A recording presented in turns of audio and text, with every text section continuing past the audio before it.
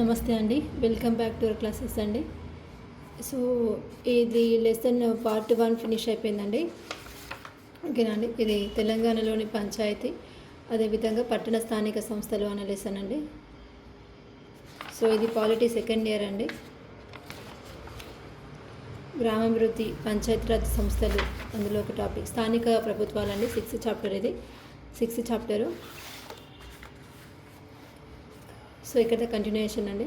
So already దీని యొక్క link up topic అనేది స్కూల్ బుక్లో 7th క్లాస్లో ఉందండి మనకి. సో 7th క్లాస్లో ఉంది. అది చాప్టర్ వచ్చేసి రాష్ట్ర శాసనసభ చట్టాలు తయారీ అండి. 16వ లెసన్లో ఉంది. ఇక్కడ మొత్తం కూడా అండి. నెక్స్ట్ శాసనసభ నియోజకవర్గం అండి అంతా కూడా. నెక్స్ట్ ఎమ్మెల్యే ఎన్నిక ఇక్కడే ఉంది. తర్వాత ప్రభుత్వం ఏర్పాటు ఏ విధంగా అవుతుంది, తర్వాత మంత్రిమండలి, రాష్ట్ర శాసనసభ, నెక్స్ట్ ఇక్కడ చట్టం చేయడము, తర్వాత తెలంగాణ శాస్త్ర మండలి, దీన్ని విధాన పరిషత్ అని కూడా అంటారండి. సో ఇది 2014 వరకు తెలంగాణ మరియు ఆంధ్రప్రదేశ్లో ఒకే రాష్ట్రంగా ఉండేవి. ఆంధ్రప్రదేశ్ చట్టసభలో 2 సభలు ఉండేవి. రెండవ దానిని శాసన మండలి అంటాం. ఇది 1958లో ఏర్పాటు చేయబడి 1985 వరకు పనిచేసి మళ్ళీ 2007లో ఏర్పాటై పనిచేస్తుంది. ఇది శాశ్వత సభ. తెలంగాణ శాసన మండలిలో 40 మంది సభ్యులు గలరు. ఈ సభ్యులను 6 సంవత్సరాల కాలానికి ఎన్నుకుంటారు. వీరిలో 1/3 వంతు సభ్యులు ప్రతి 2 సంవత్సరాలకు సభ్యత్వ విరమణ చేస్తారు. వీరినే శాసన మండలి సభ్యులు ఎమ్మెల్సీ అని అంటారు. ఈ సభకు పోటీ చేయడానికి భారత పౌరుడై ఉండాలి, 30 సంవత్సరాల వయసు నుండి ఉండాలి, ఎలాంటి లాభదాయకమైన కేంద్ర రాష్ట్ర ప్రభుత్వ పదవులను కలిగి ఉండకూడదు, ఇంతేకాక పార్లమెంటు నిర్ణయించిన ఇతర అర్హతలు కలిగి ఉండాలి. 1/3 వంతు అంటే 14 మందిని శాసనసభ్యులు ఎన్నుకుంటారు. 1/3 వంతు అంటే 14 మంది స్థానిక సంస్థలైన పంచాయతీ, మున్సిపాలిటీల నుండి ఎన్నికైన వాళ్ళు ఎన్నుకుంటారు. 1/12 వంతు ముగ్గురిని పట్టభద్రులు ఎన్నుకుంటారు. 1/12 వంతు ముగ్గురిని ఉపాధ్యాయులు ఎన్నుకుంటారు. 1/6 వంతు అయిన 6గురిని గవర్నర్ నామినేట్ చేస్తారు. ఇక్కడ 1/12 సేమ్ ముగ్గురిని ఇక్కడ ఫస్ట్ 1 పట్టభద్రులు అనగా డిగ్రీ పూర్తయిన వాళ్ళు. నెక్స్ట్ ఇక్కడ ఉపాధ్యాయులు ఎన్నుకుంటారు అన్నమాట. డిగ్రీ పూర్తి అంటే పట్టభద్రులు, తర్వాత ఉపాధ్యాయులు ఇద్దరు 1/12 అనగా 3 మెంబర్స్ని. ఇక్కడ 1/6 అనగా 6గురిని గవర్నర్ నామినేట్ చేస్తాడు అనమాట. సో ఇదనమాట అండి. గవర్నర్ కూడా ఇక్కడే ఉన్నారు మళ్ళీ. తర్వాత రిజర్వేషన్ల పద్ధతి. మొత్తం నియోజకవర్గాల సంఖ్య 119. షెడ్యూల్ కులాల వారికి కేటాయించిన నియోజకవర్గాల సంఖ్య 19. షెడ్యూల్ తెగల వారికి కేటాయించిన నియోజకవర్గాల సంఖ్య 12. ఆంగ్లో ఇండియన్ నియామకం 1. సో 119+1. సో ఇదండి. సో లింకప్ టాపిక్ అనేది.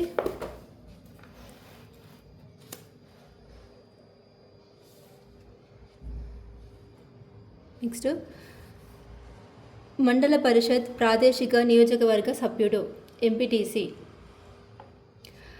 ప్రతి మండల ప్రజా పరిషత్ను వివిధ ప్రాదేశిక నియోజకవర్గాలుగా విభజిస్తారు.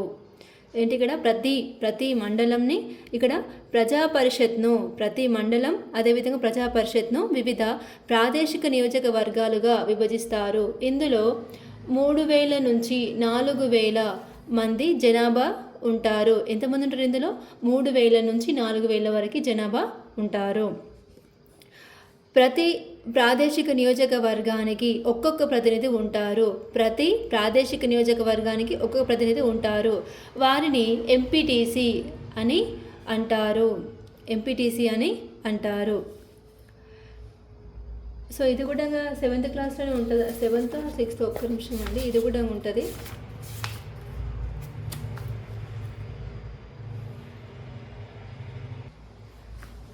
ఇది 6th సోషల్ టెక్స్ట్ బుక్ అండి. ఇది 12th చాప్టర్ ప్రజాస్వామ్య ప్రభుత్వం అండి.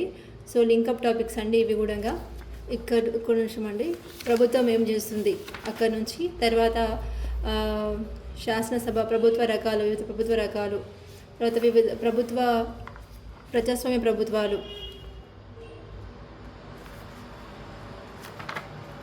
నెక్స్ట్ ఎన్నికైన ప్రజాప్రతినిధుల మీద నియంత్రణ ఏ విధంగా ఉంటుంది. తర్వాత ఇక్కడ 13th చాప్టర్ గ్రామ పంచాయతీలని 6th లెసన్ ఇది కూడా. సో గ్రామ స్థాయిలో ప్రజాస్వామ్యం ఏ విధంగా ఉంటుంది, గ్రామ సభ, అదేవిధంగా గ్రామ పంచాయతీ నిర్మాణం, ఓటర్ల జాబితా, వార్డులు, గ్రామ పంచాయతీలో రిజర్వేషన్లు, ఎన్నికలు, తర్వాత ఉప సర్పంచ్, ఉప సర్పంచ్, సెక్రటరీ, తర్వాత ఉప సర్పంచ్, తర్వాత ఇక్కడ కార్యదర్శి, కార్యనిర్వాహక అధికారి. ఇక్కడ ప్రతి గ్రామ పంచాయతీకి ఒక ప్రభుత్వ ఉద్యోగి కార్యదర్శిగా ఉంటారు. ఆయన గ్రామ పంచాయతీ లెక్కలను, సమావేశాలను, విషయాలను నమోదు చేస్తారు. పెద్ద అనగా మేజర్ గ్రామ పంచాయతీ అయితే ఆ పంచాయతీకి ఎక్కువ ఆదాయం ఉంటుంది కాబట్టి ఒక కార్యనిర్వహణ అధికారిని కూడా ప్రభుత్వం నియమిస్తుంది. గ్రామ పంచాయతీ కూడా పెద్దగా ఉన్నట్లయితే దానికి కార్యనిర్వహణ అధికారి అవసరం అనమాట. సో సామాన్యంగా ఇక్కడ ప్రతి గ్రామ పంచాయతీ లెక్కలను సమావేశానికి ఎవరు ఉంటారు, ఇక్కడ కార్యదర్శి ఉంటారు, ఇద్దరు అనమాట ఇక్కడ. తర్వాత ఇక్కడ ఎంపీటీసీ, మండల పరిషత్, జిల్లా పరిషత్ అండి. ఇక్కడ గ్రామ పంచాయతీలను గురించి చదువుగా ఇంతకుముందు ప్రతి మండలంలోని దాదాపుగా 20 గ్రామ పంచాయతీలు ఉంటాయి. జిల్లాలో ఉన్న అన్ని మండల పరిషత్లు జిల్లా పరిషత్ ఆధ్వర్యంలో పనిచేస్తాయి.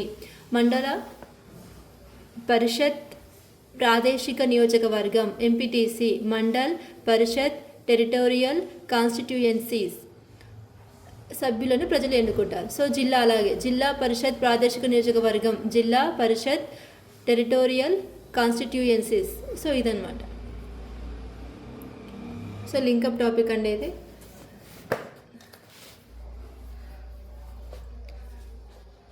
ఇక్కడ ప్రతి మండల ప్రజా పరిషత్ వివిధ ప్రాదేశిక నియోజకవర్గాలుగా విభజిస్తారు. ఇందులో 3000 నుంచి 4000 మంది జనాభా ఉంటారు. ఎంతమందిని ఇక్కడ 3000 నుంచి 4000 మంది జనాభా ఉంటారు. ప్రతి ప్రాదేశిక నియోజకవర్గానికి ఒక్కొక్క ప్రతినిధి ఉంటారు. ఎంతమంది ఇక్కడ ఒక్కొక్క ప్రతినిధి అనేది ఉండడం జరుగుతుందన్నమాట.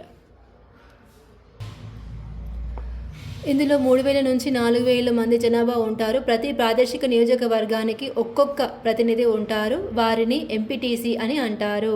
ఓకే, ప్రాదేశిక నియోజకవర్గానికి ఒక్క ప్రతినిధి ఉంటారు. ఆ ప్రతినిధిని ఏమంటారు ఇక్కడ, ఎంపీటీసీ అంటారు. మండల ప్రజా పరిషత్లోని ఓటర్లచే రహస్య ఓటింగ్ పద్ధతిలో వీరు ఎన్నికవుతారు. మండల ప్రజా పరిషత్ భౌగోళిక పరిధిలో ఎన్నికైన ఓటర్లుగా నమోదై ఉన్న వ్యక్తి ఆ మండలంలోని ఏ ప్రాదేశిక నియోజకవర్గం నుంచి అయినా ఎంపీటీసీగా పోటీ చేయవచ్చు. ఏంటి ఇక్కడ, మండల ప్రజా పరిషత్ భౌగోళిక పరిధిలో ఎక్కడైనా, అంటే ఆ భౌగోళిక పరిస్థితిలో ఎక్కడైనా, ఆ నియోజకవర్గంలో ఎక్కడైనా ఓటరుగా నమోదై ఉన్న వ్యక్తి ఆ మండలంలోని ఏ ప్రాదేశిక నియోజకవర్గం నుంచైనా ఎంపీటీసీగా పోటీ చేయవచ్చు. మొత్తం ఎంపీటీసీ సీట్లలో కొన్ని స్థానాలు చట్టం నిర్దేశించిన విధంగా ఎస్సీ, ఎస్టీ, బీసీ మరియు మహిళలకు రిజర్వ్ చేస్తారు. నెక్స్ట్, మండల ప్రజా పరిషత్ అధ్యక్షుడు MPP, master of public policy అండి ఇది, మాస్టర్ ఆఫ్ పబ్లిక్ పాలసీ. మండల ప్రజా పరిషత్ అధ్యక్షుడు మండల ప్రజా పరిషత్లో రాజకీయాధిపతిగా ప్రథమ పౌరునిగా ఎంపీపీ వ్యవహరిస్తారు. ఓకే, ఇక్కడ ఏంది, మండల ప్రజా పరిషత్లో రాజకీయాధిపతిగా ప్రథమ పౌరునిగా ఎంపీపీ వ్యవహరిస్తారు.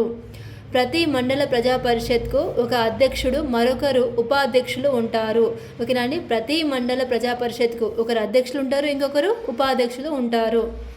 ఎంపీటీసీలు తమలో ఒకరిని ఎంపీపీగా, ఓకేనా అండి, ఎంపీటీసీలు తమలో ఒకరిని ఎంపీపీగా, మరొకరిని ఉపాధ్యక్షునిగా ఎన్నుకుంటారు. ఎంపీపీనేమో అధ్యక్షత వహిస్తుండో, ఉపాధ్యక్షుడేమో ఉపాధ్యక్షుడు. ఓకేనా అండి, తర్వాత ఇక్కడ ఎంపీపీని, ఉపాధ్యక్షుని, ఎంపీటీసీని ఎన్నుకుంటారు. ఓకేనా, తమలో ఒకరిని. ఇప్పుడు ఫర్ ఎగ్జాంపుల్ వార్డు మెంబర్లు అందరినీ కలిపి అందులో నుంచి ఒక ఉప సర్పంచ్ ఎన్నుకుంటారు కదండి. సో ఆ విధంగా అనమాట. మండల ప్రజా పరిషత్ సమావేశాలను ఏర్పరిచి దానికి అధ్యక్షత వహిస్తాడు. మండల ప్రజా పరిషత్ రికార్డులు మొత్తం ఇతని ఆధ్వర్యంలో ఉంటాయి. మండల ప్రజా పరిషత్ తీర్మానాల అమలులో ఎంపీడీఓపై పాలనాపరమైన నియంత్రణను కలిగి ఉంటాడు.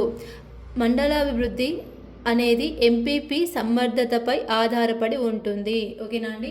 మండలం అభివృద్ధి అనేది డెవలప్ అనేది ఎవరిపైన ఆధారపడి ఉంది అంటే ఎంపీపీ పైన ఆధారపడి ఉంటుంది. నెక్స్ట్, ఒకవేళ మండల ప్రజా పరిషత్ అధ్యక్షుడిని పదవి ఖాళీ అయితే ఉపాధ్యక్షుడు అధ్యక్షుడు నిర్ణయించే అన్ని బాధ్యతలను నిర్వహిస్తాడు. సర్పంచ్ పదవి ఖాళీ అయితే ఎవరు చూస్తారండి? ఇక్కడ ఉప సర్పంచ్. సో ఈ విధంగా అనమాట. ఇక్కడ ఏంటి, అధ్యక్షుని పదవి ఖాళీ అయితే ఉపాధ్యక్షుడు అధ్యక్షుడు నిర్వహించే ఈ అధ్యక్షుడు కదండి, ఇతను మొత్తం నిర్వహించే అన్ని బాధ్యతలను నిర్వహిస్తాడు. మళ్ళీ నూతన అధ్యక్షుడిని ఎన్నుకునేంత వరకు ఉపాధ్యక్షుడు వీటిని కొనసాగించవచ్చు. మండల పరిషత్ అభివృద్ధి అధికారి ఎంపీడీఓ రాష్ట్ర ప్రభుత్వంచే నియమించబడిన మండల పరిషత్ అభివృద్ధి అధికారి ఎంపీడీఓ. ఓకేనా అండి. మండల ప్రజా పరిషత్లో ముఖ్య కార్యదర్శిగా అధికారిగా వ్యవహరిస్తారు. ముఖ్య కార్యనిర్వహణ అధికారిగా వ్యవహరిస్తారు. మండల పరిషత్ డెవలప్మెంట్ ఆఫీసర్. ఓకేనా అండి, ఎంపీడీఓ. మండల ప్రజా పరిషత్ తీర్మానాల అమలు బాధ్యతను కలిగి ఉంటాడు. ప్రభుత్వం ఆదేశించిన ఇతర విధులను కూడా నిర్వర్తించాలి. మండల పరిధిలోని గ్రామ పంచాయతీలను పర్యవేక్షించే అధికారం ఉంటుంది.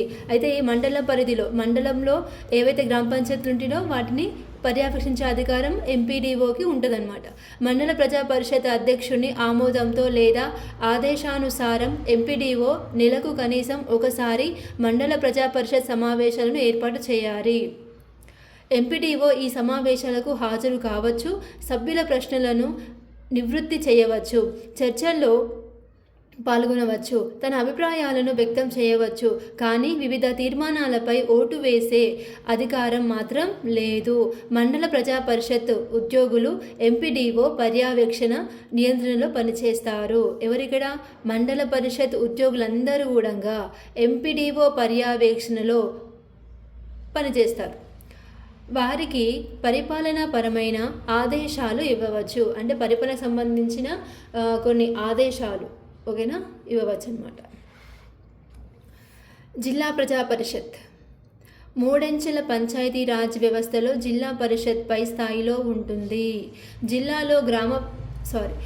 జిల్లాలో గల గ్రామీణ ప్రాంతం మొత్తం కూడా దీని పరిధిలో ఉంటుంది. అంటే గ్రామాలలో ఉన్న ప్రాంతం మొత్తం కూడా, జిల్లాలలో గ్రామాలు ఉంటాయి కానీ సో గ్రామీణ ప్రాంతం మొత్తం కూడా ఈ జిల్లా పరిధిలో ఉంటాయన్నమాట. ప్రతి జిల్లా పరిషత్ ఆ జిల్లా పేరుతో ఏర్పడి గ్రామీణ ప్రజలకు సేవలు అందిస్తుంది. ప్రస్తుతం తెలంగాణలో 33 జిల్లాలకు గాను హైదరాబాద్ మినహా మిగిలిన 32 జిల్లాల్లో జిల్లా పరిషత్లు ఏర్పడ్డాయి. ఏంటి, ఇక్కడ తెలంగాణలో 33 జిల్లాలు ఉన్నాయి కదండి. సో ఈ 33 జిల్లాలకు గాను హైదరాబాద్ మినహా, హైదరాబాద్ కాకుండా మిగిలిన 32 జిల్లాలలో జిల్లా ప్రజా పరిషత్లు ఏర్పడ్డాయి. ఒక్క హైదరాబాద్లోనే జిల్లా ప్రజా పరిషత్లు లేవు.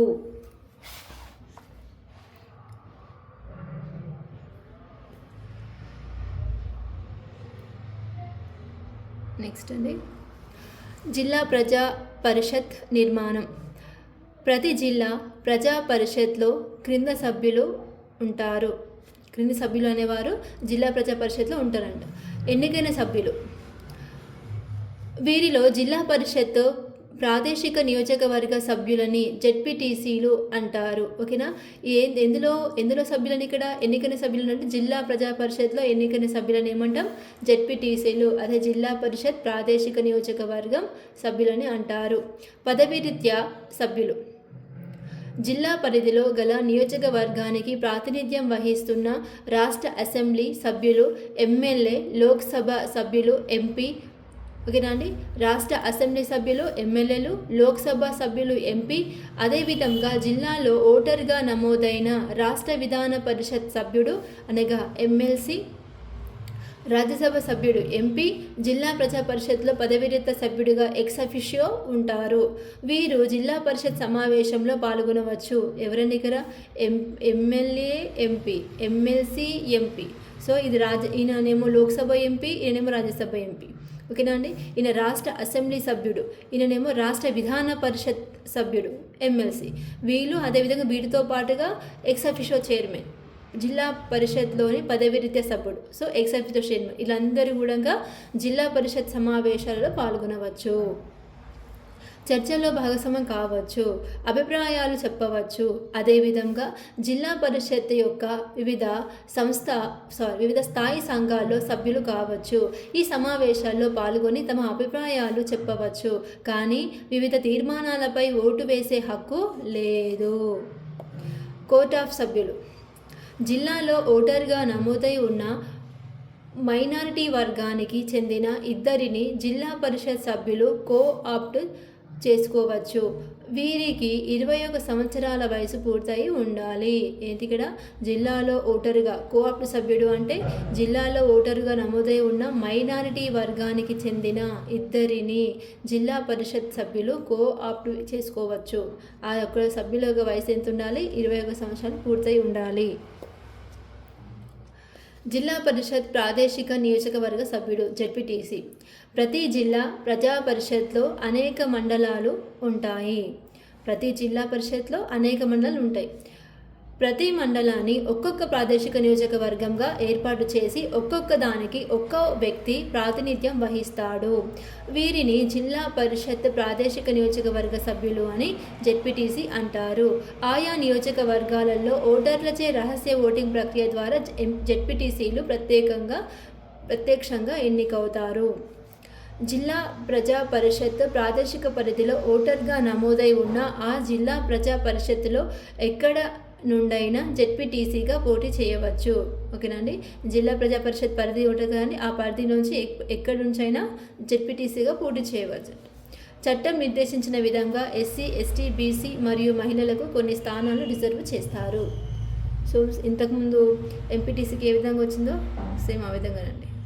ఓకేనా, సారీ అండి, ఎంపీటీసీకి వచ్చిన విధంగానే సేమ్ ఎంపీటీసీకి కూడా ఆ విధంగా చూడండి. ఇక్కడ ఎస్సీ, ఎస్టీ, బీసీ మహిళలకు రిజర్వ్ చేస్తారు.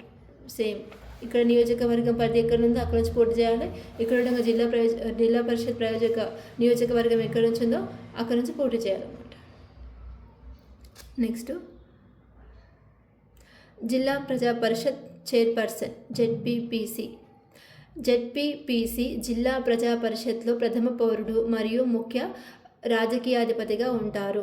ఇందులో ప్రథమ అధ్యక్షుడు ఎవరండి? మనకి ఇక్కడ ఎంపీపీ, ప్రథమ పౌరునిగా ఎంపీపీ, ఎంపీటీసీ దాంట్లో ఎంపీపీ వ్యవహరిస్తారు. అదే జిల్లా జెడ్పీటీసీ తర్వాత నెక్స్ట్ ఎవరు? ఇక్కడ జెడ్పీపీసీ. ఓకేనా, ఈయన ప్రథమ పౌరుడుగా మరియు ముఖ్య రాజకీయాధిపతిగా ఉంటారు. ప్రతి జిల్లా ప్రజా పరిషత్కు ఒక చైర్పర్సన్ మరియు వైస్ చైర్పర్సన్లు ఉంటారు. జెడ్పీటీసీలు తమలో ఒకరిని చైర్పర్సన్లుగా మరొకరిని వైస్ చైర్పర్సన్లుగా ఎన్నుకుంటారు. చైర్పర్సన్ పదవి ఏ విధంగానైనా ఖాళీ అయితే నూతన వైస్ పర్సన్ను ఎన్నుకునే వరకు వైస్ చైర్పర్సన్ ఆ విధులను నిర్వహిస్తారు. ఓకే అండి, అర్థమైంది కదండి. జెడ్పీపీసీ జిల్లా ప్రజా పరిషత్ సమావేశాలను ఏర్పాటు చేసి వాటికి అధ్యక్షత వహిస్తాడు. జిల్లా పరిషత్కు సంబంధించిన అన్ని రికార్డులు ఇతని ఆధీనంలో ఉంటాయి. జిల్లా ప్రజా పరిషత్ తీర్మానాల అమలుకై జెడ్పీపీసీ జిల్లా ముఖ్య కార్యనిర్వాహక అధికారి సిఈఓపై పాలనాపరమైన నియంత్రణను కలిగి ఉంటాడు. జిల్లాలోని గ్రామీణ ప్రాంతం అభివృద్ధి అనేది జెడ్పీపీసీ యొక్క సమర్థత చొరవపైన ఆధారపడి ఉంటుంది. సో ఎంపీపీ కూడా మొత్తం చొరవ అనేది ఆధారపడి ఉంటుంది. సో ఈయన కూడా ఆ విధంగా అనమాట. నెక్స్ట్ ఇక్కడ చీఫ్ ఎగ్జిక్యూటివ్ ఆఫీసర్ సిఇఓ. ఇందాక మనం చూసినాం కదండి, జెడ్పీపీసీ జిల్లా ముఖ్య కార్యనిర్వహణాధికారి అనేటువంటి పాలనాపరమైన నియంత్రణను కలిగి ఉంటారు. So CEO, chief executive officer, రాష్ట్ర ప్రభుత్వంచే నియమించబడిన ముఖ్య కార్యనిర్వాహక అధికారి సిఇఓ జిల్లా పరిషత్లో ఉన్నత ప్రభుత్వ ఉద్యోగినిగా ఉంటారు. జిల్లా ప్రజా పరిషత్ తీర్మానాలను అమలు చేయడానికి బాధ్యత వహిస్తారు. రాష్ట్ర ప్రభుత్వం కాలానుగుణంగా జిల్లా పరిషత్కు సంబంధించి ఇచ్చే ఆదేశాలను కూడా అమలు చేసే బాధ్యతను కలిగి ఉంటాడు. జిల్లా ప్రజా పరిషత్ చైర్మన్ అనుమతి లేదా ఆదేశంతో చైర్మన్ అనుమతి లేదా ఆదేశంతో జిల్లా ప్రజా పరిషత్ సమావేశాలను సీఈఓ నెలకు కనీసం ఒకసారి ఏర్పాటు చేస్తారు. సీఈఓ జిల్లా ప్రజా పరిషత్ సమావేశాలలో, స్థాయి సంఘాల సమావేశాలలో, జిల్లా పరిధిలోని మండల ప్రజా పరిషత్ సమావేశాల్లో పాల్గొనవచ్చు. ఈయన ఏం చేశారు? జిల్లా ప్రజా పరిషత్ సమావేశాలలో, స్థాయి సంఘాల సమావేశాలలో, జిల్లా పరిధిలో మండల ప్రజా పరిషత్ సమావేశాలు పాల్గొంటారు. ఈ సీఈఓ ఆయన మాట్లాడవచ్చు, పాల్గొనవచ్చు, తన అభిప్రాయాలు చెప్పవచ్చు, కానీ వివిధ తీర్మానాలపై ఓటు వేసే హక్కు మాత్రం లేదు.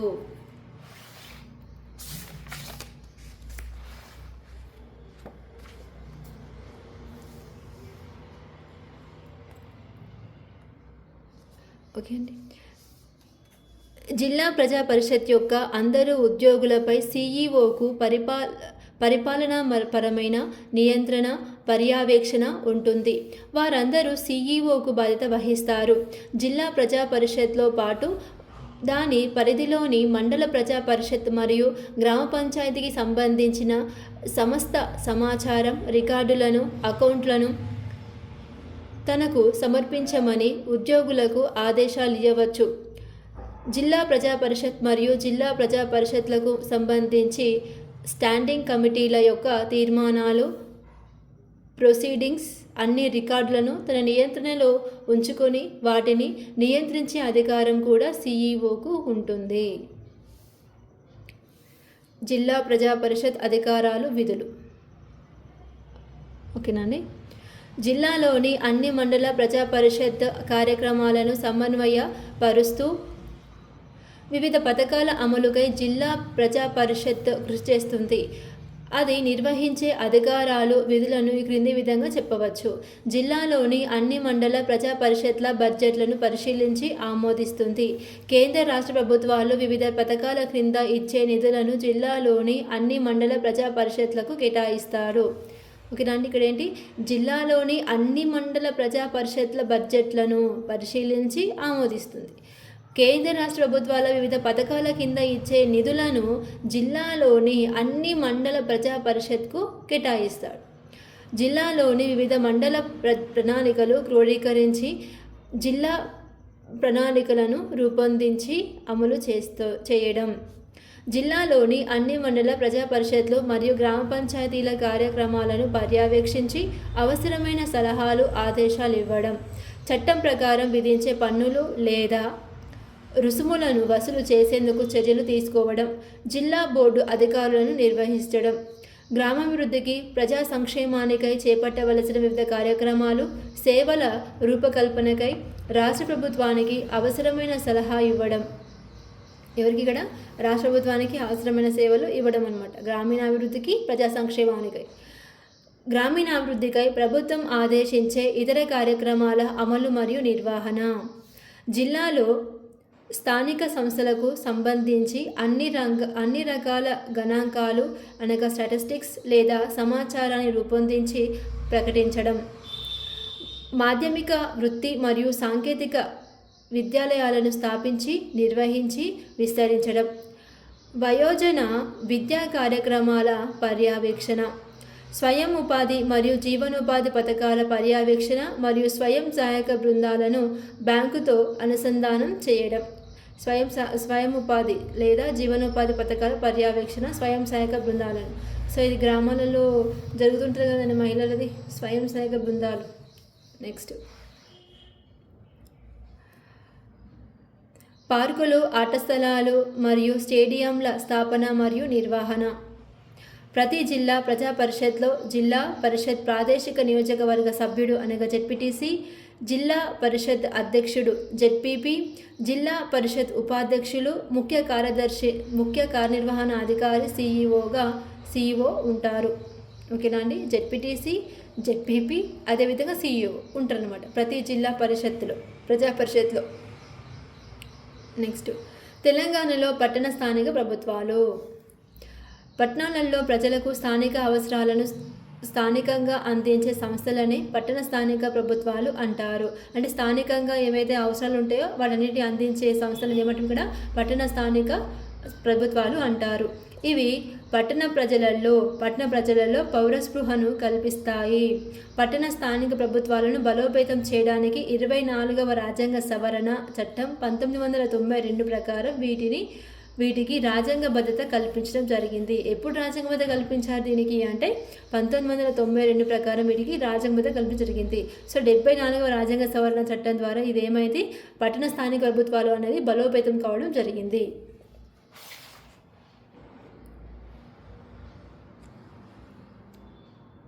నెక్స్ట్ అండి 74వ రాజ్యాంగ సవరణ చట్టం 1992కు అనుగుణంగా ఉమ్మడి ఆంధ్రప్రదేశ్లో పంచాయతీరాజ్ చట్టంతో పాటు ఆంధ్రప్రదేశ్ మున్సిపాలిటీల చట్టం 1994 పేరుతో చట్టం చేయగా ఇది మే 30, 1994 నుంచి ఉమ్మడి ఆంధ్రప్రదేశ్లో అమల్లోకి వచ్చింది. సో చట్టం ఎప్పుడు చేశారు ఇక్కడ 1994 చట్టం, ఆంధ్రప్రదేశ్ మున్సిపాలిటీ చట్టం 1994 ఓకేనా పేరుతో చట్టం చేశారు. అది ఎప్పుడు అమల్లోకి వచ్చింది అంటే మే 30 ఓకేనా మే 30న 1994 నుంచి ఉమ్మడి ఆంధ్రప్రదేశ్లో అమల్లోకి వచ్చింది. జూన్ 2, 2014 తెలంగాణ ప్రత్యేక రాష్ట్రంగా అవతరించాక కొంతకాలం పాటు ఈ చట్టమే అమలులో ఉంది. అనంతరం కె చంద్రశేఖరరావు నేతృత్వంలోని తెలంగాణ ప్రభుత్వం 2019 జూలై నెలలో తెలంగాణ మున్సిపల్ చట్టం 2019 పేరుతో చట్టం చేసింది. 1994లో మే 30న అమల్లోకి వచ్చింది ఉమ్మడి ఆంధ్రప్రదేశ్గా మున్సిపల్ చట్టం అనేది. ఆంధ్రప్రదేశ్ మున్సిపల్ చట్టం అనేది 1994లో వచ్చింది. సో ఇది తెలంగాణ ఏర్పాటైన తర్వాత కూడా ఓకే జూన్ 2, 2014 తెలంగాణ ఏర్పాటైన తర్వాత కూడా కొంతకాలం కొనసాగిందంట.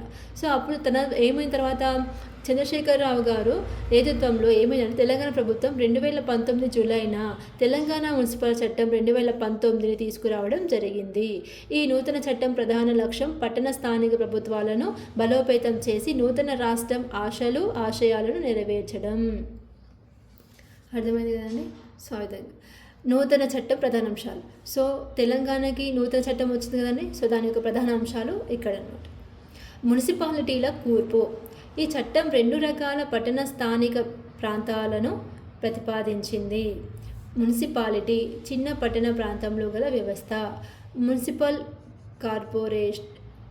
కార్పొరేషన్ పెద్ద నగరాలలో ఏర్పాటు చేసే వ్యవస్థ. ఓకేనండి. చిన్న పట్టణాలేమో మున్సిపాలిటీలు, పెద్ద నగరాలలో ఏర్పాటు చేసే వ్యవస్థనేమో మున్సిపల్ కార్పొరేషన్. ఓకే కార్పొరేషన్ ఏమో పెద్దవి. మున్సిపల్ కార్పొరేషన్ అంటే పెద్దవాటికి పెడతాం, పెద్దగానే పేరు కూడా. సో మున్సిపాలిటీ అంటే చిన్నపట్టణ ప్రాంతం మున్సిపాలిటీ. నెక్స్ట్ పట్టణ స్థానిక ప్రభుత్వాల కాల పరిమితి.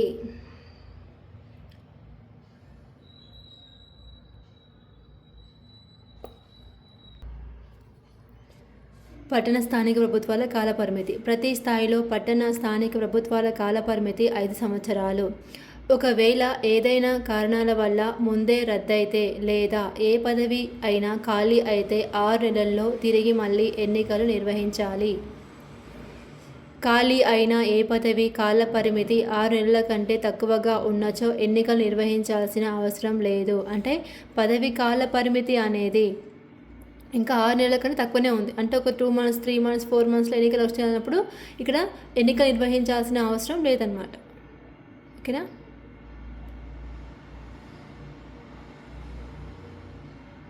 నెక్స్ట్ అండి రిజర్వేషన్లు. ఎందుకంటే ఆటోమేటిక్గా మళ్ళీ ఎవ్రీ 5 yearsకి ఎలక్షన్ వస్తాయి కదండి. సో ఆ విధంగా. సో ఈ పాయింట్ ఇంతకుముందు కూడా చాలా వాటిలో కవర్ అయిందండి లాస్ట్ చాప్టర్స్లో. రిజర్వేషన్లు. ఎస్సీ ఎస్టీ బీసీ వర్గాలకు మొత్తం స్థానాలలో 50% రిజర్వేషన్లు కల్పించాలని చట్టం నిర్దేశిస్తుంది.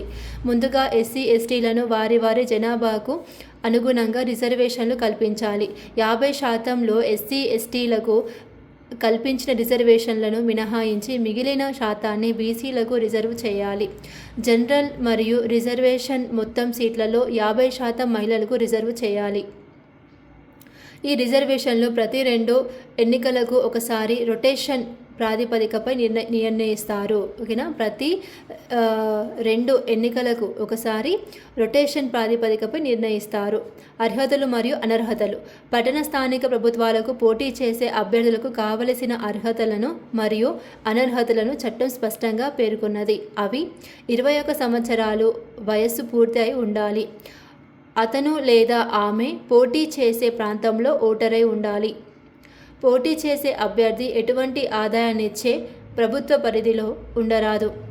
రాష్ట్ర శాసనసభ నిర్ణయించిన మేరకు నిర్ణీత డిపాజిట్ చెల్లించాలి. వార్డు కమిటీలు.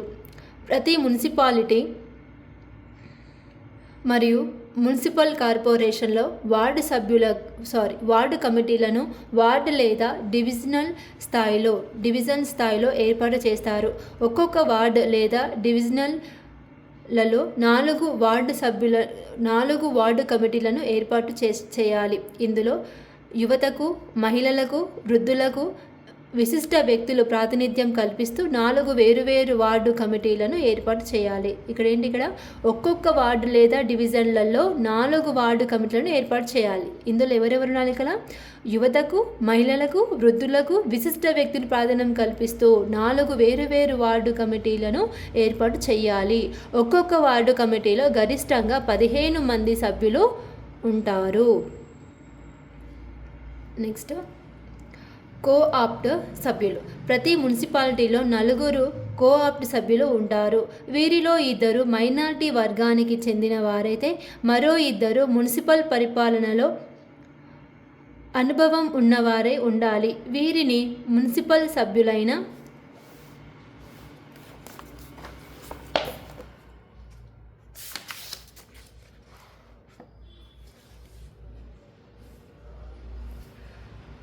కౌన్సిలర్ కోఆప్ట్ చేసుకుంటాడు. అదేవిధంగా మున్సిపల్ కార్పొరేషన్లలో కూడా 5 కోఆప్ట్ సభ్యులు ఉంటారు. ఓకేనా అండి. మున్సిపల్ కార్పొరేషన్లోనేమో 5 ఉంటారు. తర్వాత మున్సిపాలిటీలో ఎంతమంది ఉంటారు? ఇక్కడ 4 ఉంటారు. వీరిలో మైనార్టీ వర్గానికి చెందిన 2 మరియు మున్సిపల్ పరిపాలనలో అనుభవం ఉన్న 3. సో ఇక్కడ మైనార్టీ వ్యక్తులు 2 కరెక్టే ఉంది అక్కడ విధంగా. సో ఇది మున్సిపల్ పరిపాలనలో అనుభవం ఉన్న 3 వ్యక్తులు, అక్కడ 2 వ్యక్తులు. కార్పొరేటర్స్ కోఆప్ట్ చేసుకుంటారు. పైన పేర్కొన్న అందరూ కూడా ఆయా పట్టణ స్థానిక సంస్థ భౌగోళిక పరిధిలో ఓటర్ అయ్యి 21 సంవత్సరాల వయస్సు పూర్తయి ఉండాలి. వీరు మున్సిపాలిటీ లేదా మున్సిపల్ కార్పొరేషన్ సమావేశాలకు హాజరు కావచ్చు, మాట్లాడవచ్చు, అభిప్రాయం చెప్పవచ్చు. కానీ వివిధ తీర్మానాలపై ఓటు వేసే హక్కు లేదు. తెలంగాణలో పట్టణ స్థానిక ప్రభుత్వాల రకాలు. పట్టణ స్థానిక ప్రభుత్వాలు: municipality, municipal corporation, councillors, corporators, co-opt సభ్యులు, పదవిరీత్యా సభ్యులు, చైర్పర్సన్, మేయర్. ఓకేనా అండి. మేయర్ అని ఎప్పుడు అంటాం? ఇక్కడ మున్సిపల్ కార్పొరేషన్ని మేయర్ అంటాం. ఇక్కడ మున్సిపాలిటీని ఏమంటాం? చైర్పర్సన్ అంటాం. ఓకేనా. ఇందులో కౌన్సిలర్లు, ఇందులో corporators, vice chairperson, deputy mayor, municipal commissioner. Next, municipality. అతి చిన్న పట్టణ ప్రాంతంలో ఏర్పడేది మున్సిపాలిటీ. దీనినే పురపాలక సంఘం అని కూడా అంటారు. ప్రస్తుతం తెలంగాణలో 128 మున్సిపాలిటీలు ఉన్నాయి. ఎన్నున్నాయి? 128 మున్సిపాలిటీలు ఉన్నాయి. ప్రతి మున్సిపాలిటీలో మున్సిపల్ కౌన్సిల్, చైర్పర్సన్, మున్సిపల్ కమిషనర్లు ఉంటారు. ఓకేనా అండి. ప్రతి మున్సిపాలిటీలో ఎవరు ఉంటారు? మున్సిపల్ కౌన్సిలర్, చైర్పర్సన్, అదేవిధంగా మున్సిపల్ కార్పొరేషన్లు ఉంటారనమాట. పురపాలక మండలి, మున్సిపల్ కౌన్సిల్ నిర్మాణం. ఓకే అండి. ప్రతి పురపాలక మండలిలో క్రింది వారు ఉంటారు: ఎన్నికైన సభ్యులు, వీరినే కౌన్సిలర్ అంటారు. పదవిరీత్యా సభ్యులు, ఎక్స్ అఫిషియో, మున్సిపల్ ప్రాంత పరిధికి చెందిన అసెంబ్లీ సభ్యుడు, ఎమ్మెల్యే, లోక్సభ సభ్యుడు, ఎంపీ పదవిరీత్యా మున్సిపాలిటీలో సభ్యులు. అదేవిధంగా మున్సిపాలిటీలో ఓటర్గా నమోదైన విధాన పరిషత్ సభ్యుడు, ఎమ్మెల్యే. ఓకేనా అండి. మున్సిపాలిటీలో ఓటర్గా నమోదైన విధాన పరిషత్ సభ్యుడు, ఓకేనా. విధాన పరిషత్ సభ్యుడు ఎవరు ఇక్కడ? ఎమ్మెల్సీ. రాజ్యసభ సభ్యుడు ఎంపీ కూడా ఇందులో పదవిరీత్యా సభ్యులు. ఒకవేళ ఏదైనా అసెంబ్లీ స్థానం కానీ లోక్సభ స్థానం కానీ ఒకటి కంటే ఎక్కువ మున్సిపాలిటీల పరిధిలోకి విస్తరించి ఉంటే అతను లేదా ఆమె ఎన్నికల్లో గెలిచిన 30 రోజుల లోపు ఏదైనా ఒక మున్సిపాలిటీని ఎంపిక చేసుకుంటే అందులోనే పదవిరీత్యా సభ్యులు అవుతారు. ఓకేనా. ఇక్కడ ఏంది? అసెంబ్లీ స్థానం కానీ లోక్సభ స్థానం కానీ ఒకటి కంటే ఎక్కువ మున్సిపాలిటీల పరిధిలోకి విస్తరించి ఉంటే, అంటే ఒక మున్సిపాలిటీ ఉంది, ఇది మళ్ళీ దీని మళ్ళీ వేరే మున్సిపాలిటీ ఇంకా 2 మున్సిపాలిటీ చేరిపోయినాయి అనుకోండి, అప్పుడు ఏమవుతుంది? ఇక్కడ అతను లేదా ఆమె ఎన్నికల్లో గెలిచిన 30 రోజుల లోపు ఏదైనా ఒక మున్సిపాలిటీని ఎంపిక చేసుకుంటే అందులో పదవిరీత్యా సభ్యులు అవుతారు. వీరిని మున్సిపల్ కౌన్సిల్ సమావేశాల్లో పాల్గొనవచ్చు, మాట్లాడే హక్కు, అభిప్రాయాలు చెప్పే హక్కు ఉంటుంది. కానీ తీర్మానాలపై ఓటు వేసే హక్కు మాత్రం ఉండదు. అయితే చైర్పర్సన్, వైస్ చైర్పర్సన్ ఎన్నికల్లో మాత్రం ఓటు హక్కు ఉంటుంది. అంటే తీర్మానాలపై ఓటు వేసే హక్కు ఉండదు, కాకపోతే చైర్పర్సన్, వైస్ చైర్పర్సన్ల ఎన్నికలలో మాత్రం ఓటు వేసే హక్కు ఉంటుందన్నమాట. ఓకేనండి. నెక్స్ట్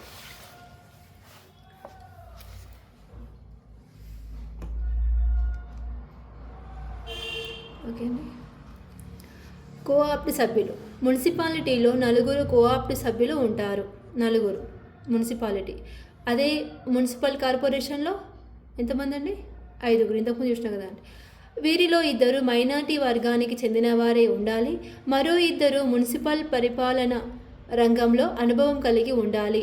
వీరిని మున్సిపాలిటీలోని కౌన్సిలర్స్ కోఆప్ట్ చేసుకుంటారు. వీరు మున్సిపాలిటీ పరిధిలో ఓటర్ అయి ఉండి 21 సంవత్సరాల వయసు పూర్తయి ఉండాలి. వీరికి మున్సిపల్ సమావేశాల్లో పాల్గొనే, మాట్లాడే, అభిప్రాయం చెప్పే హక్కు ఉంటుంది, కానీ ఓటు హక్కు ఉండదు.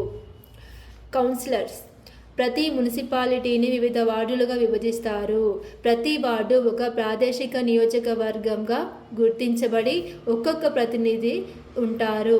సో మనము గ్రామ పంచాయతీ ఎన్నికల్లో వార్డు సభ్యులు ఏ విధంగా అయితే విభజించి ఉంటారో, సో ఇక్కడ కూడా అంతే. మున్సిపాలిటీలో ప్రతి వార్డు సభ్యులు ప్రాదేశిక నియోజకవర్గంగా ఉంటారనమాట. నియోజకవర్గంలో వార్డు ఎన్నుకున్నప్పుడు వార్డు సభ్యులు అనమాట వీళ్ళందరూ కూడా. సో ఒక్కొక్క ప్రతినిధి ఉంటారు. వీరిని కౌన్సిలర్ అంటారు. మున్సిపాలిటీలోని సంబంధిత వార్డులోని ఓటర్లు రహస్య ఓటు పద్ధతిలో కౌన్సిలర్లను ఎన్నుకుంటారు. మున్సిపాలిటీ పరిధిలో ఓటర్ అయి ఉన్న వ్యక్తి ఆ మున్సిపాలిటీలోని ఏ వార్డు నుండైనా కౌన్సిలర్గా పోటీ చేయవచ్చు. మున్సిపాలిటీలోని కౌన్సిలర్లలో 50% స్థానాలు ఎస్సీ, ఎస్టీ, బీసీలకు రిజర్వ్ చేస్తారు. ముందుగా ఎస్సీ, ఎస్టీలకు వారి జనాభాకు అనుగుణంగా రిజర్వ్ చేశాక 50%లలో వీరు కేటాయించిన తర్వాత మిగిలిన స్థానాలు బీసీలకు కేటాయిస్తారు. అన్ని కేటగిరీలలో మొత్తం స్థానాలలో 50% స్థానాలకు మహిళలకు రిజర్వ్ ఇస్తారు. సో ఇదంతా కామన్గా ఉందండి. So first 2 lines main important. ప్రతి దాంట్లో సేమ్ రిపీట్ అవుతుంది. కౌన్సిలర్ పదవి కాలం. మున్సిపల్ కౌన్సిల్ తొలి సమావేశం నుంచి 5 సంవత్సరాలు. ఒక అభ్యర్థి మరణంతో కానీ, రాజీనామాతో కానీ లేదా మరే విధంగానైనా ఖాళీ ఏర్పడితే ఆ 4 నెలల్లో తిరిగి ఉప ఎన్నిక నిర్వహించాలి.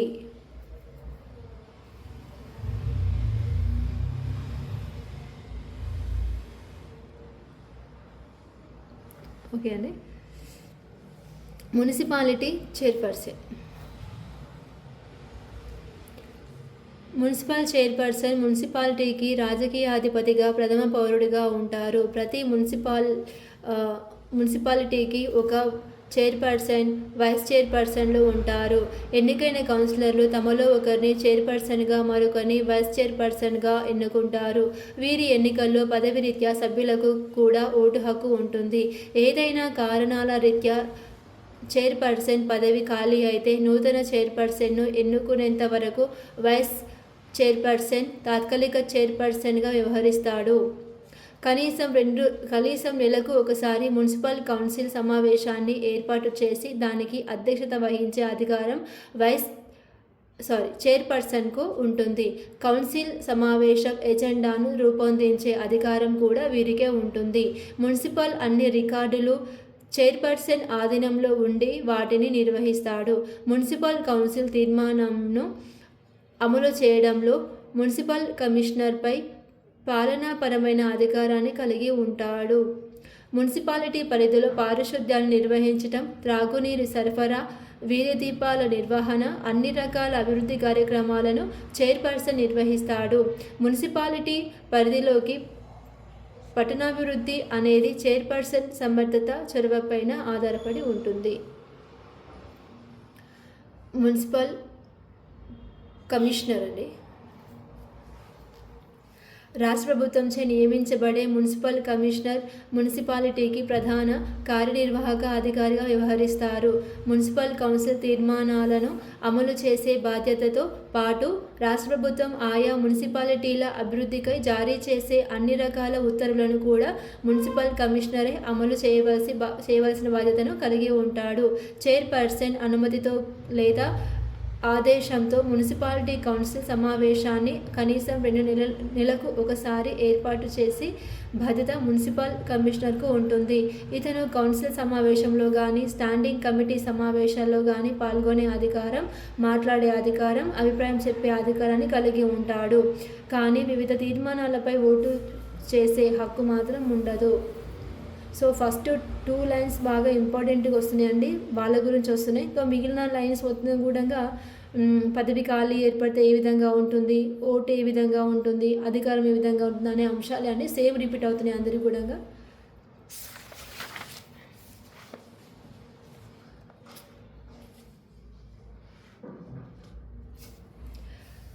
మున్సిపాలిటీకి చెందిన అందరు ఉద్యోగులు కమిషనర్కు బాధ్యత వహిస్తారు. అదేవిధంగా వారిపై కమిషనర్కు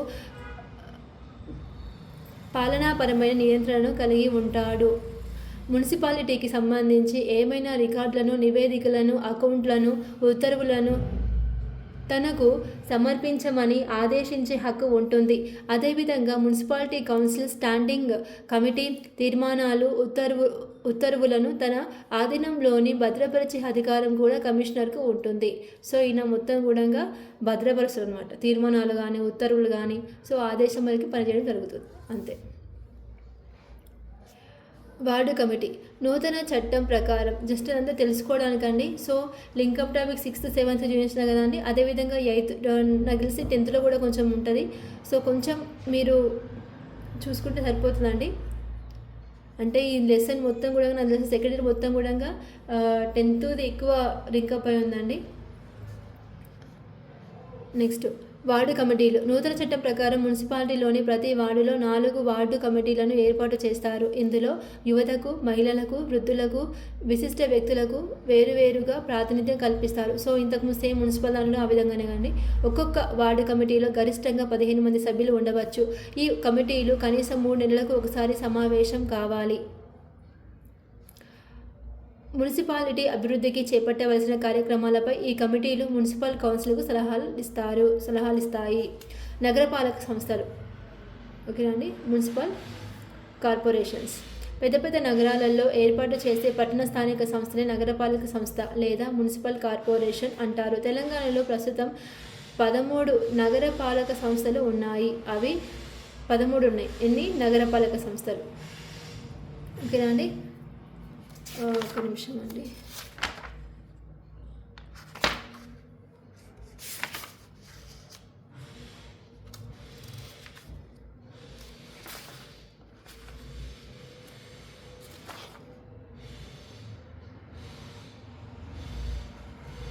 ఓకే అండి, ఒక డౌట్ వచ్చింది, మళ్ళీ రిపీట్ అయిందా ఏదని చూసుకుంటున్నా అండి. ఇప్పుడు నేను పెంటు కూడా మళ్ళీ రిపీట్ వచ్చిందేమో అని. ఓకేనండి. నెక్స్ట్ ఇక్కడ హైదరాబాద్, వరంగల్, కరీంనగర్, ఖమ్మం, నిజామాబాద్, రామగుండం, బోడుప్పల్, బండ్లగూడ, బండగ్పేట్, జవహర్ నగర్, మీర్పేట్, నిజాంపేట్, ఫిర్జాదిగూడ. నగరపాలక సంస్థ నిర్మాణం. ప్రతి నగరపాలక సంస్థలో క్రింది వారు ఉంటారు. ఎన్నికైన సభ్యులు. వీరినే కార్పొరేటర్స్ అంటారు. పదవిరీత్యా సభ్యులు నగర ప్రాంతం పాక్షికంగా లేదా పూర్తి పరిధిలోనికి వచ్చే నియోజకవర్గానికి ప్రాతినిధ్యం వహించే రాష్ట్ర అసెంబ్లీ సభ్యులు, ఎమ్మెల్యే, లోక్ సభ్యుడు, ఎంపీ పదవీరీత్యా నగరపాలక సంస్థలో సభ్యులు. అదేవిధంగా నగరపాలక సంస్థ పరిధిలో ఓటర్గా నమోదై ఉన్న విధాన పరిషత్కు సభ్యుడు, ఎమ్మెల్సీ, రాజ్యసభ సభ్యుడు, ఎంపీ కూడా నగరపాలక సంస్థలో పదవీరీత్యా సభ్యులవుతారు. అసెంబ్లీ సభ్యులు, లోక్సభ సభ్యులు వారు ప్రాతినిధ్యం వహించే నియోజకవర్గం ఒకటి కంటే ఎక్కువ నగరపాలక సంస్థలకు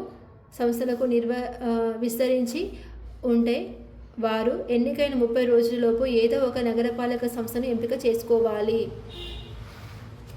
పదవీరీత్యా సభ్యులు నగరపాలక సంస్థ సమావేశాల్లో పాల్గొనే, మాట్లాడే, అభిప్రాయం చెప్పే అధికారం ఉంటుంది. కానీ వివిధ తీర్మానాలపై ఓటు వేసే హక్కు ఉండదు. అదేవిధంగా వీరికి మేయర్, డిప్యూటీ మేయర్ ఎన్నికల్లో మాత్రం ఓటు హక్కు ఉంటుంది. ఓకేనా, ఇక్కడ మేయర్కి, డిప్యూటీ మేయర్కి, సో మెయిన్ పర్సన్ లేదా కౌన్సిలర్లకు మాత్రమే ఇక్కడ కొంచెం అంతా ఎక్కువ ఉంది. మిగిలిన సభ్యులందరికీ కూడా జస్ట్ పాల్గొనే అవకాశం మాత్రమే ఉంది. కాకపోతే తీర్మానంపై సంతకం చేసే హక్కు లేదని చూస్తున్నాం అనమాట. సో ఆ విధంగా ఇక్కడ మేయర్, డిప్యూటీ మేయర్ ఎన్నికల్లో మాత్రం ఓటు హక్కు ఉంటుంది. కోఆప్ట్ సభ్యుడు నగరపాలక సంస్థలో 5 కోఆప్ట్ సభ్యులు ఉంటారు. వీరికి నగరపాలక సంస్థ సభ్యులు, కార్పొరేటర్స్ కోఆప్ట్ చేసుకుంటారు. ఇందులో 2 సభ్యులు మైనారిటీ వర్గానికి చెందిన వారే ఉండాలి. మరో 3 మున్సిపల్ పాలన వ్యవహారాల్లో అనుభవం ఉండాలి. వీరు నగరపాలక సంస్థ పరిధిలో ఓటరుగా నమోదై 21 సంవత్సరాలు పూర్తయి ఉండాలి. వీరికి నగరపాలక సంస్థ సమావేశాల్లో పాల్గొనే, మాట్లాడే, అభిప్రాయం చెప్పే అధికారం ఉంటుంది. కానీ వివిధ తీర్మానాలపై ఓటు హక్కు మాత్రం ఉండదు.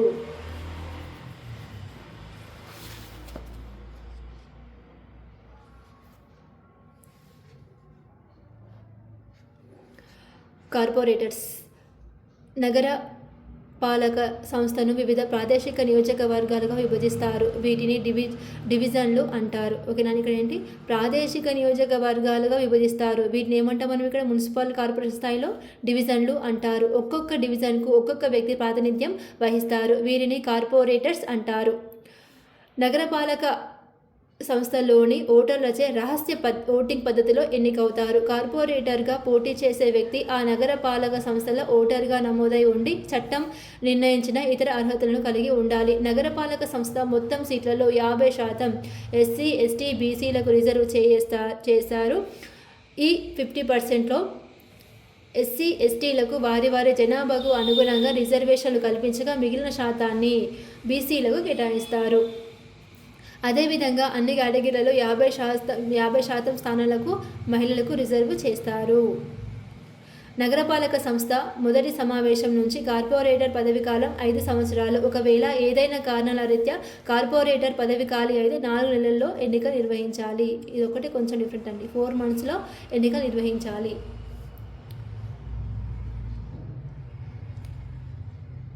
నెక్స్ట్ మేయర్ నగరపాలక సంస్థ రాజకీయాతనేతగా ప్రథమ పౌరునిగా మేయర్ ఉంటాడు. ప్రతి నగరపాలక సంస్థల కార్యక్రమాన్ని నిర్వహణకై ఒక మేయర్, డిప్యూటీ మేయర్లు ఉంటారు. నగరపాలక సంస్థ ఎన్నికల అనంతరం కార్పొరేటర్స్ తమలో ఒకరిని మేయర్గా, మరొకరి డిప్యూటీ మేయర్గా ఎన్నికవుతారు. ఓకేనా, ఈ కార్పొరేటర్స్ మొత్తం ఎన్నికవుతారు. కానీ ఆ కార్పొరేటర్ అందరిలో కూడా మళ్ళీ వారిలో ఒక్కొక్కరిని ఒకరు మేయర్గా, మరొకరిని డిప్యూటీ మేయర్గా ఎన్నుకుంటారు అనమాట. వీరి ఎన్నికల్లో పదవిరీత్యా సభ్యులకు కూడా ఓటు హక్కు ఉంటుంది. ఒకవేళ ఏదైనా కారణాల రీత్యా మేయర్ పదవి ఖాళీ అయితే నూతన మేయర్ను ఎన్నుకునేంత వరకు డిప్యూటీ మేయర్ ఆ విధులను నిర్వహిస్తాడు. సో ఆల్మోస్ట్ సేమే ఉందని రిపీట్ అవుతుంది. నగరపాలక సంస్థ సమావేశాలను కనీసం నెలకు ఒకసారి ఏర్పాటు చేసి దానికి అధ్యక్షత వహించే అధికారం మేయర్కు ఉంటుంది. సమావేశం యొక్క ఎజెండాను రూపొందిస్తారు. నగరపాలక సంస్థ అన్ని రికార్డులు, తీర్మానాలు ఇతని ఆధీనంలో ఉంటాయి. నగరపాలక సంస్థ తీర్మానాల అమలులో మేయర్ మున్సిపల్ కమిషనర్పై పాలనాపరమైన నియంత్రణను కలిగి ఉంటాడు. నగరంలో పారిశుద్ధ కార్యక్రమాల నిర్వహణ, త్రాగునీరు సరఫరా, వీధి దీపాల నిర్వహణ, అన్ని రకాల అభివృద్ధి కార్యక్రమాలు నిర్వహిస్తాడు. నగరపాలక సంస్థ అభివృద్ధి అనేది మేయర్ సమర్థత, చొరవపై ఆధారపడి ఉంటుంది. మున్సిపల్ కమిషనర్ రాష్ట్ర ప్రభుత్వంచే నియమించబడే మున్సిపల్ కమిషనర్ నగరపాలక సంస్థలో ముఖ్య కార్యనిర్వాహక అధికారిగా ఉంటారు. ఈయన రాష్ట్ర ప్రభుత్వం చేత నియమించబడతారు. మున్సిపల్ కమిషనర్ అనే అతను నగరపాలిక సంస్థ యొక్క అన్ని తీర్మానాలను అమలు చేసే బాధ్యత ఇతనిదే. అదేవిధంగా నగరాభివృద్ధికై రాష్ట్ర ప్రభుత్వం ఇచ్చే అన్ని ఆదేశాలను ఇతను అమలుపరుస్తారు. మేయర్ అనుమతితో కానీ లేదా ఆదేశానుసారం నగరపాలక సంస్థ సమావేశం ఏర్పాటు చేసి మేయర్ను సంప్రదించి ఎజెండాను రూపొందిస్తాడు. మున్సిపల్ కమిషనర్ నగరపాలక సంస్థ స్టాండింగ్ కమిటీ సమావేశాలకు హాజరు కావచ్చు, మాట్లాడవచ్చు, కానీ తీర్మానాలపై ఓటు చేసే హక్కు మాత్రం ఉండదు. నగరపాలక సంస్థ అందరు ఉద్యోగులు మున్సిపల్ కమిషనర్కు బాధ్యత వహించి అతని ఆదేశానుసారం తమ విధులు నిర్వహిస్తారు. నగరపాలక సంస్థ సంబంధించిన అన్ని రికార్డులను, తీర్మానాలను, అకౌంట్లను తనకు సమర్థించమని కమిషనర్కు ఉంటుంది. నగరపాలక సంస్థతో పాటు స్టాండింగ్ కమిటీ అన్ని రికార్డులను తన నియంత్రణలో ఉంచుకుంటాడు. వార్డు కమిటీలు నగరపాలక సంస్థలోని ప్రతి డివిజన్లలో 4 వార్డు కమిటీలు ఏర్పాటు చేస్తారు. ఇందులో వేరువేరుగా కింది వార్డు ప్రాతినిధ్యం వహిస్తారు. యువతులు, మహిళలు, వృద్ధులు, విశిష్ట వ్యక్తులు. ప్రతి వార్డు కమిటీలో గరిష్టంగా 15 మంది సభ్యులు ఉంటారు. ఈ కమిటీలు 3 నెలలకు ఒకసారి సమావేశం అవుతాయి. నగరాభివృద్ధికై నిర్వహించవలసిన కార్యక్రమాలకు సంబంధించిన వార్డు కమిటీలు నగరపాలక సంస్థకు సలహాలిస్తాయి. కొంచెం జూమ్ చేసుకొని చూడండి. ఓకేనండి, చూడండి. తెలంగాణలో నగరపాలక సంస్థ జిల్లా, డివిజనల్ సంఖ్య. Great Hyderabad municipal corporation Hyderabad 150 divisional సంఖ్య. Great Warangal municipal corporation. So great Hyderabad ఒకటి, గ్రేట్ వరంగల్ ఒకటి. గ్రేటర్ హైదరాబాద్, గ్రేటర్ వరంగల్, ఈ 2 మాత్రమే ఎక్కువ ఉన్నాయి అన్నమాట. సో వరంగల్ 68. ఓకేనండి. 150 ఏమో హైదరాబాద్ ఎక్కువ ఉంది, గ్రేటర్ హైదరాబాద్ అందుకని పేరు వస్తుంది అన్నమాట 150. ఓకేనా. కరీంనగర్ 60. ఖమ్మం 60. నిజామాబాద్ 60. రామగుండం, పెద్దపల్లి 50. బడంగ్పేట్ రంగారెడ్డి 32. బండ్లగూడ రంగారెడ్డి 22. మీర్పేట రంగారెడ్డి 46. బోడుప్పల్ మేడ్చల్ మల్కాజిగిరి 28. జవహర్ నగర్ మేడ్చల్ మల్కాజిగిరి 28. ఫిర్జాదిగూడ మేడ్చల్ మల్కాజిగిరి 26. నిజాంపేట మేడ్చల్ మల్కాజిగిరి 33. సో మల్కాజిగిరి, రంగారెడ్డి ఇవి. మల్కాజిగిరి 4, రంగారెడ్డి 3, పెద్దపల్లి 1, నిజామాబాద్ 1, ఖమ్మం 1, కరీంనగర్ 1, వరంగల్ 1, హైదరాబాద్. ఓకేనా. ఓకే, నెక్స్ట్ సారాంశం అండి. భారతదేశంలో స్థానిక సంస్థలకు సుదీర్ఘ చరిత్ర ఉంది. ఆధునిక కాలంలో బ్రిటిష్ పరిపాలన కాలంలో చేసిన వివిధ తీర్మానాల ద్వారా స్థానిక ప్రభుత్వాల్లో ఎన్నికల విధానం ప్రవేశపెట్టారు. భారత స్వాతంత్రోద్యమ కాలంలో మహాత్మా గాంధీ అధికార వికేంద్రీకరణ కోసం గ్రామ స్వరాజ్పై పిలుపునిచ్చారు. గాంధీజీ పిలుపును గౌరవిస్తూ స్ఫూర్తిగా తీసుకొని రాజ్యాంగ నిర్మాతలు స్థానిక ప్రభుత్వాలను ఆదేశిక సూత్రాలలో అంతర్భాగంగా చేర్చారు. అయితే ఆదేశిక సూత్రాలు స్వభావరీత్యా న్యాయసమ్మతమైనవి కానందున స్థానిక సంస్థల అమలుకై కేంద్ర, రాష్ట్ర ప్రభుత్వాలు ప్రారంభంలో అంతగా ఆసక్తి చూపించలేదు.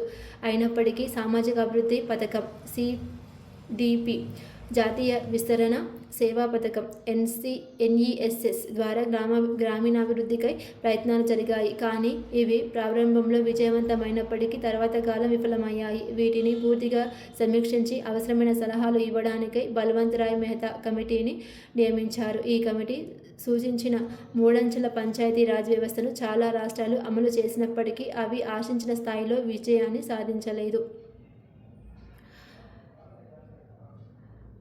భారత ప్రభుత్వం వీటిని బలోపేతం చేయడానికి అనేక ప్రయత్నాలు చేసినప్పటికీ ఆచరణలో అనుకున్నంత విజయాన్ని సాధించలేకపోయాయి. ఇవి విజయవంతమైన స్థానిక ప్రభుత్వాల ఫలాలు ప్రజలకు చేరువ కావాలంటే వీటిని రాజ్యాంగబద్ధత కల్పించడమే మార్గమని ఎల్ఎం స్వింగి కమిటీ 1986లో సూచించింది. దీనికి సహకారం చేయుటకై 73, 74వ రాజ్యాంగ సవరణ చట్టాల ద్వారా స్థానిక ప్రభుత్వాలకు రాజ్యాంగబద్ధత కల్పించడమైనది. తద్వారా గాంధీజీ ఆశించిన అధికార వికేంద్రీకరణ కళ అనేది సంపూర్ణమైంది. 73వ రాజ్యాంగ సవరణ చట్టం 1992 ద్వారా రాజ్యాంగంలో 9వ భాగంలో 243లో అధికరణం నుంచి 243 అధికరణం వరకు గ్రామీణ స్థానిక ప్రభుత్వాలకు రాజ్యాంగబద్ధత కల్పిస్తూ 11వ షెడ్యూల్లో చేర్చారు. తద్వారా నిర్ణీత కాలంలో ఎన్నికలు నిర్వహిస్తూ బలహీన వర్గాలకు సామాజిక న్యాయం అందించడం సాధ్యమైంది. ఈ సవరణ ద్వారా గ్రామీణ ప్రభుత్వాలకు అవసరమైన ఆర్థిక వనరులు కల్పించడం సాధ్యమైంది. ఈ చట్టం పంచాయతీ వ్యవస్థలకు స్పష్టమైన అధికారాలను కల్పిస్తూ గ్రామసభ ప్రాధాన్యతను గుర్తించింది. అదేవిధంగా గ్రామీణ స్థానిక ప్రభుత్వాలకు 29 అంశాలపై అధికారాన్ని కల్పిస్తూ 11 షెడ్యూల్లో పొందుపరిచారు. 74వ రాజ్యాంగ సవరణ చట్టం 1992 ద్వారా పట్టణ స్థానిక ప్రభుత్వాలకు రాజ్యాంగబద్ధత కల్పిస్తూ 9A భాగంలో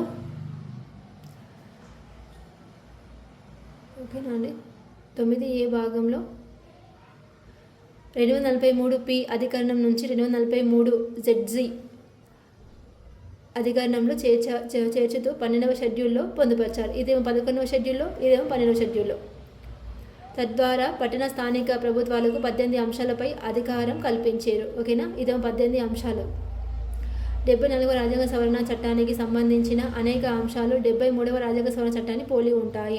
73, 74 రాజ్యాంగ సవరణ చట్టాల ప్రాతిపదికగా ఉమ్మడి ఆంధ్రప్రదేశ్లో ప్రస్తుతం ఆంధ్రప్రదేశ్ పంచాయతీ రాజ్ చట్టం 1994 పేరుతో నూతన చట్టాన్ని చేసింది. ఇది ఉమ్మడి రాష్ట్రంలో మే 30, 1994 నుంచి అమల్లోకి వచ్చింది. తెలంగాణ ప్రత్యేక రాష్ట్రం ఏర్పడిన తర్వాత కూడా కొంతకాలం నూతన రాష్ట్రంలో ఈ చట్టమే అమల్లో ఉంది. తదనంతరం కె. చంద్రశేఖరరావు నేతృత్వంలోని తెలంగాణ ప్రభుత్వం తెలంగాణ పంచాయతీరాజ్ చట్టం 2018 పేరుతో నూతన చట్టాన్ని చేసింది. ఇది ఏప్రిల్ 18, 2018 నుంచి అమల్లోకి వచ్చింది. నూతన చట్టం ప్రధాన లక్ష్యం స్థానిక ప్రభుత్వాలను బలోపేతం చేస్తూ నూతన రాష్ట్రం ఆశయాలను తీర్చడం. అదేవిధంగా రాష్ట్ర ప్రభుత్వం తెలంగాణ మున్సిపాలిటీల చట్టం 2019 పేరుతో 2019 జూలైలో మరో చట్టాన్ని చేసింది. తెలంగాణలో పట్టణ స్థానిక ప్రభుత్వాలను బలోపేతం చేయటం ఈ చట్టం ప్రధాన లక్ష్యం.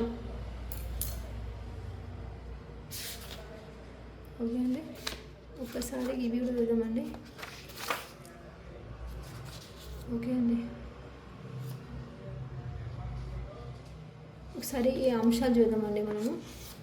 73 దాంట్లో ABCD నుంచి Z వరకు, అదేవిధంగా W నుంచి O వరకు అనే అంశాలు చెప్పుకుంటూ వచ్చినా కదా అండి. ఒకసారి అవి కూడా ఇక్కడ ఇచ్చిందండి.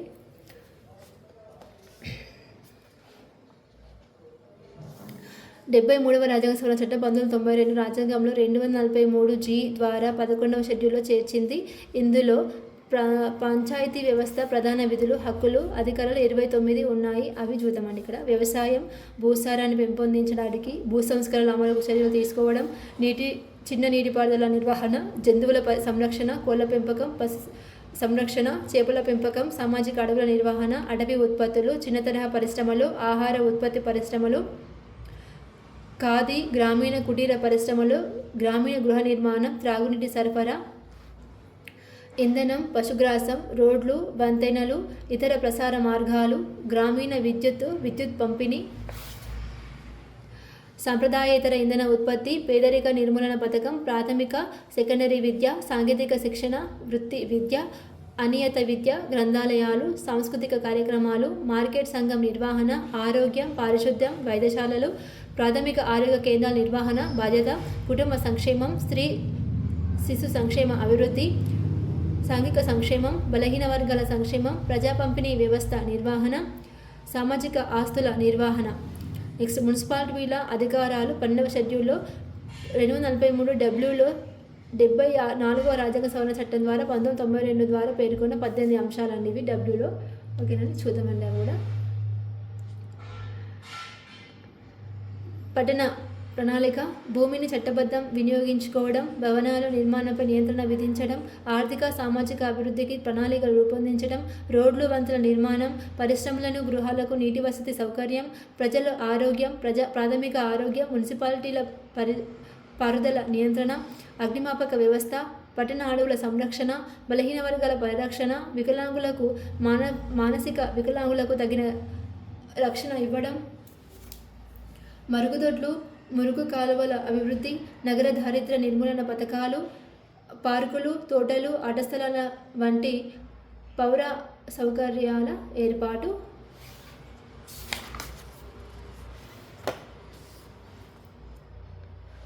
నెక్స్ట్ విద్యా సాంస్కృతిక అభివృద్ధికి చర్యలు, శ్మశాన వాటికల సౌకర్యాలు, పశువులు జంతువులు సంరక్షణ, జనన మరణాల నమోదు, వీధి దీపాలు, బస్టాండ్లు, పార్కులు, ప్రజోపయోగ ప్రాంతాలు సౌకర్యాలు, మాంసం దుకాణాలపై నియంత్రణ.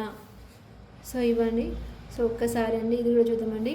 పంచాయతీరాజ్ వ్యవస్థ 9వ భాగం, నగరపాలక వ్యవస్థ 9వ భాగం ఏకు సంబంధించిన నిబంధనలండి.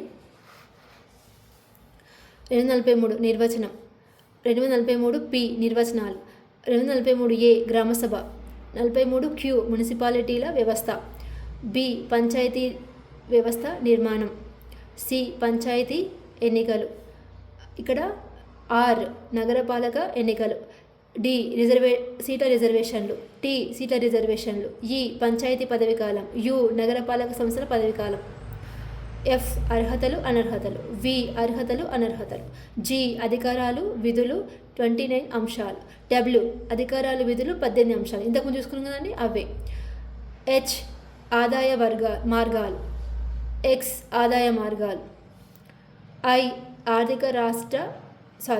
రాష్ట్ర ఆర్థిక సంఘం, వై రాష్ట్ర ఆర్థిక సంఘం, J audit accounts, Z audit accounts, K రాష్ట్ర ఎన్నికల సంఘం, జెడ్ఏ రాష్ట్ర ఎన్నికల సంఘం, ఎల్ కేంద్రపాలిత ప్రాంతాలకు పంచాయతీరాజ్, జెడ్బి కేంద్రపాలిత ప్రాంతాలకు నగరపాలక వ్యవస్థ, ఎం మినహాయింపు ప్రాంతాలు, జెడ్సి మినహాయింపు ప్రాంతాలు, ఎన్ పాత చట్టాల కొనసాగింపు, జెడ్ఎఫ్ పాత చట్టాల కొనసాగింపు, న్యాయస్థానాల జోక్యం నిరాకరణ, జెడ్సి కోర్టుల జోక్యం నిరాకరణ, న్యాయస్థానాలు కోర్టు, ఎస్ వార్డు కమిటీలు, జెడ్డి జిల్లా ప్రణాళిక కమిటీ, జెడ్డి జిల్లా ప్రణాళిక కమిటీ, జెడ్ఈ మెట్రోపాలిటన్ ప్రణాళిక కమిటీ. సో ఈ 3 కొంచెం వేరే వచ్చిన డిఫరెంట్ అండి. సో మిగిలిన అన్నీ కూడా సేమ్ అనమాట. ఓకేనా అండి. జిల్లా ప్రణాళిక కమిటీ ఓకేనా. అదేవిధంగా మెట్రోపాలిటన్ ప్రణాళిక కమిటీలు 3 వార్డు కమిటీ, జిల్లా ప్రణాళిక కమిటీ, అదేవిధంగా మెట్రోపాలిటన్ ప్రణాళిక కమిటీ. సో ఇదండి 6th లెసన్. థ్యాంక్ యూ అండి. Thank you so much for watching అండి. కొంచెం షేర్ చేయండి వీడియో కనుక యూస్ఫుల్ అనుకుంటే.